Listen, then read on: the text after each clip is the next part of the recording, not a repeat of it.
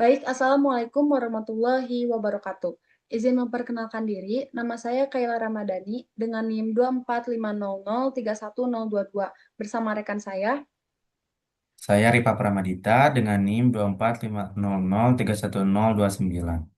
Baik, pada kesempatan kali ini kami akan memaparkan hasil tugas mata kuliah struktur baja 2. Semoga pemaparan yang kami sampaikan dapat diterima dengan baik dan memberikan gambaran yang jelas mengenai hasil perencanaan serta analisis yang telah kami lakukan.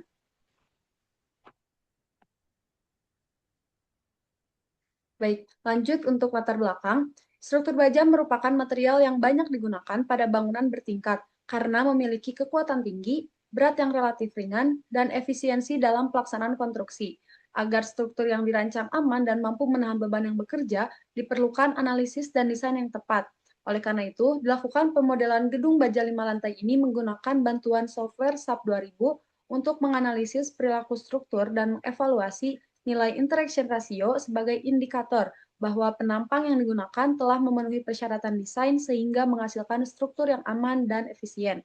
Selanjutnya ada pun tujuan, yaitu yang pertama memodelkan gedung baja 5 lantai menggunakan SAP 2000, yang kedua menganalisis respon struktur terhadap kombinasi beban yang bekerja, yang ketiga mengevaluasi nilai interaction ratio setiap elemen struktur, dan yang terakhir yaitu untuk memastikan penampang memenuhi persyaratan desain sehingga diperoleh struktur yang aman dan efisien.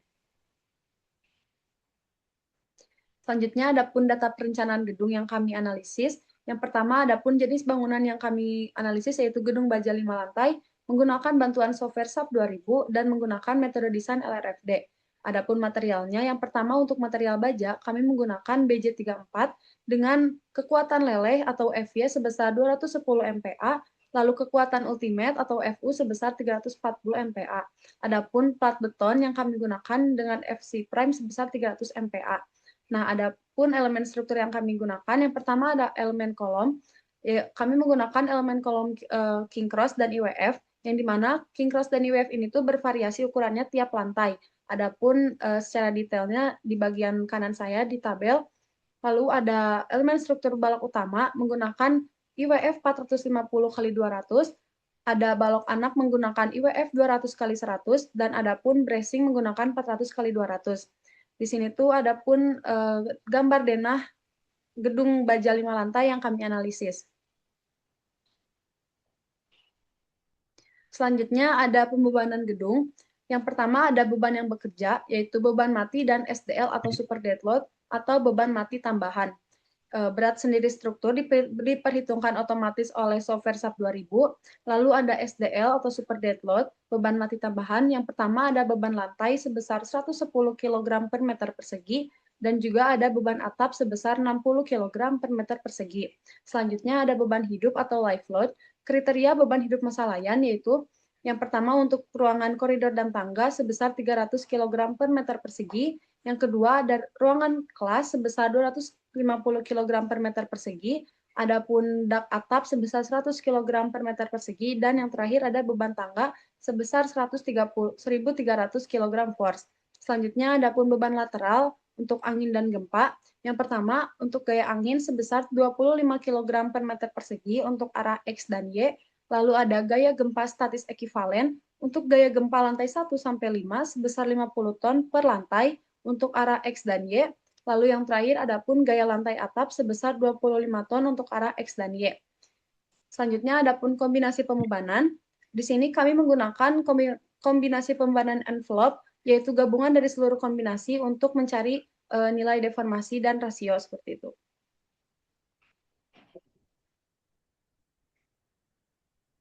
Baik, selanjutnya di sini ada pemodelan struktur baja yang mana kami modelkan menggunakan aplikasi SAP 2000 untuk mensimulasikan respon gedung 5 lantai terhadap kombinasi beban statis dan dinamis.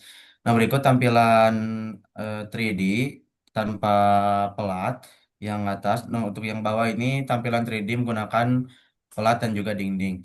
Nah, kami juga modelkan untuk sistem bracing dengan dimensi 400 kali 200 yang mana bracing ini dimodelkan atau ditempatkan di arah YZ yang berfungsi untuk menyalurkan beban lateral akibat gempa dan juga angin ke pondasi. Yang selanjutnya yaitu pemodelan spring dan bore file, yang mana tuh di pemodelan spring dan bore file ini ditempatkan di tumpuan kolom di bawah pedestal menggunakan pemodelan spring untuk menyalurkan gaya reaksi ke pondasi dan juga tiang bore file. Nah, selanjutnya setelah kami memodelkan rencana pemodelan kami, lalu kami melakukan analisis ataupun merunning pemodelan kami, yang mana didapat di sini untuk analisis periode getar alami ataupun mode satu di sini sekitar 0,844 second. Mode satu arah pergerakan ke arah X dan untuk mode 2 yaitu 0,344 second arah pergerakan mode 2 yaitu ke arah Y. Nah, untuk mode 3 arah pergerakannya itu disebut dengan puntir ataupun torsi yang mana bernilai 0,318 second. Nah, untuk periode fundamental yaitu atau yang terbesar senilai 0,844 second yaitu mode satu. Nah, selanjutnya ada gaya dalam kritis yang mana yang pertama ada gaya aksial dengan senilai 236,162 kilogram force. Untuk gaya geser maksimum V2 yaitu senilai 31,026 kilogram force. Yang ketiga yaitu ada geser maksimum V3 yaitu senilai 14,042 kilogram force. Nah, untuk momen maksimum M2 yaitu senilai 43,72 dikalikan dengan 10 pangkat 6 kilogram force milimeter. Untuk momen maksimum M3 yaitu senilai 45,60 kali 10 pangkat 6 kilogram force milimeter. Nilai-nilai tersebut diperoleh dengan kombinasi pembebanan envelope. Nah, untuk deformasi kami cari yang maksimum dengan senilai 0,039494 meter atau 39,494 milimeter pada join 306. Nah, selanjutnya ada perhitungan rasio kapasitas yang akan dijelaskan oleh teman saya, Kayla. Baik, untuk rasio kapasitas sendiri, yang pertama langkah-langkah untuk mencari rasio kapasitas yaitu menentukan profil awal, lalu menganalisis di software SAP 2000, lalu mengecek nilai rasio kapasitas, maka dianalisis jika nilai rasio kapasitas lebih besar dari satu, maka profil harus diperbesar. Sebaliknya, jika nilai rasio kapasitas terlalu kecil, maka profil dapat diperkecil agar lebih ekonomis. Lalu proses diulang hingga diperoleh profil yang ekonomis dan optimal. Lalu adapun kriteria kelayakan struktur ditentukan berdasarkan rasio interaksi yang harus memenuhi syarat PMM lebih kecil atau sama dengan satu. Apabila rasio mendekati satu, maka profil dianggap efisien karena mampu memanfaatkan material secara optimal. Lalu adapun hasil dari rasio kapasitas gedung yang kami analisis untuk arah XZ dengan Y sama dengan 1,5 meter sebagai berikut. Lalu adapun rasio kapasitas arah YZ untuk Y sebesar 1,5 meter sebagai berikut. Lalu adapun hasil desain juga menunjukkan demand capacity ratio maksimum sebesar 0,891 yang masih lebih kecil daripada 1, maaf. Sehingga seluruh elemen struktur dinyatakan aman dan memenuhi persyaratan kekuatan berdasarkan SNI 1729/2020.